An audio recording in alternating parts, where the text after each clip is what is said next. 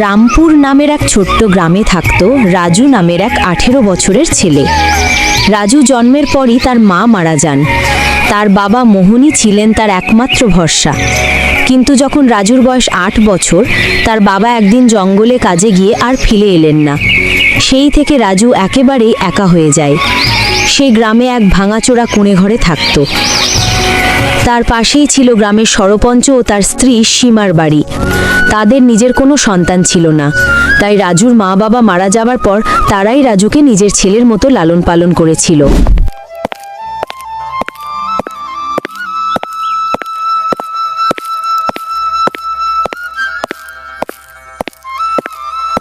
এই নাও রাজু, খাও বাবা, যদি কম পড়ে আমার কাছে এসে নিয়ে যেও।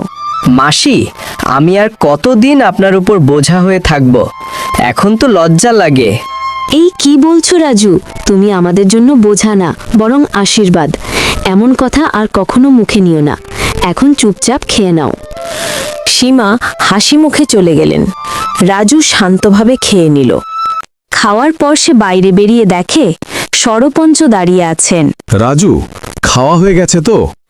কি দিয়ে খেলে? হ্যাঁ সরপঞ্চজি, মাসি একটু আগে খাবার জন্য দিয়েছিলেন। ভালো করেছো।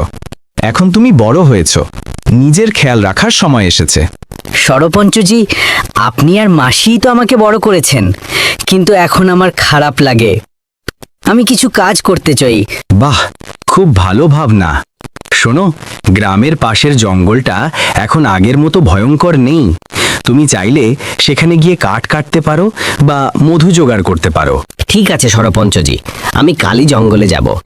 এখন আমারও সময় এসেছে নিজের পায়ে দাঁড়াবার। পরের দিন রাজু একটা কুড়াল হাতে নিয়ে জঙ্গলের দিকে বেরিয়ে গেল।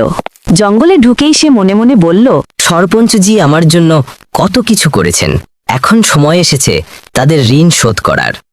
আমি যদি পরিশ্রম করি তাহলে তারাও খুশি হবেন। এই ভাবনাই রাজুকে অনুপ্রাণিত করছিল। ঠিক তখনই তার চোখে পড়ে এক অদ্ভুত কোয়েল। কোয়েলটা অন্য সব কোয়েলের চেয়ে বড় আর চোখ দুটো ভয়ানক রকম জ্বলজ্বল করছে। আরে, এই কোয়েলটা আমাকে এত মনোযোগ দিয়ে দেখছে কেন? এর চেহারা তো ভয়ানক। আমি তোমাকে চিনি রাজু, তুমি মোহনের ছেলে তাই না? এই কেমন কথা? তুমি তো পাখি, কথা বলছো কিভাবে? আমি আসলে মানুষই ছিলাম এক সময়। এক তান্ত্রিকের অভিশাপে আমি কোয়েলে পরিণত হয়েছি। তোমার বাবার ব্যাপারে আমি সব জানি। তুমি জানো আমার বাবা কোথায়? সবাই বলে তিনি মারা গেছেন। না রাজু, তোমার বাবা এখনো বেঁচে আছেন, কিন্তু আমি সত্য বলার আগে তুমি আমাকে এই অভিশাপ থেকে মুক্ত করবে। রাজুর মনে সন্দেহ জাগল, এই কোয়েল কি সত্যি অভিশপ্ত মানুষ নাকি কোনো দানব? সে ভয়ে দৌড়ে গ্রামে ফিরে গেল। বাপরে, এই জঙ্গলটা ভয়ানক। ওই কোয়েলটা নিশ্চয়ই কোনো রাক্ষস ছিল। তখনই সীমা আবার খাবার নিয়ে এলো। কি রাজু, এমন ঘাম ঘাম করছো কেন? সব ঠিক আছে তো? না মাসি, একটু মাথা ধরেছে, বিশ্রাম নিচ্ছি। রাজু আসল ঘটনা বলেনি, খেয়ে ঘুমিয়ে গেল। পরদিন সকালে ভয়ে কেটে গেল, কিন্তু কৌতূহল বাড়ল।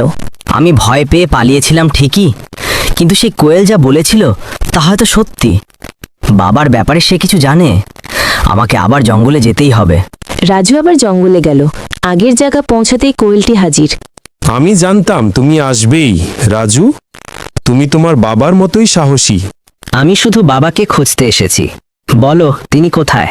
আমি বলবো, কিন্তু আগে আমাকে মুক্ত করো। তোমার জন্য ধন সম্পদেরও ব্যবস্থা করব। কোয়েল রাজুকে এক গুহায় নিয়ে গেল। সেখানে ছিল এক সোনার বাক্স। এই বাক্সে কি আছে? বাক্স খুলতেই চোখ ঝলসে গেল।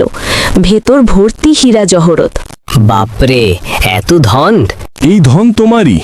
তুমি ধনী হও, তারপর আমায় মুক্ত করো, তাহলেই তোমার বাবার খবর বাবা। রাজু বাক্সটা নিয়ে ঘরে ফিরে গেল।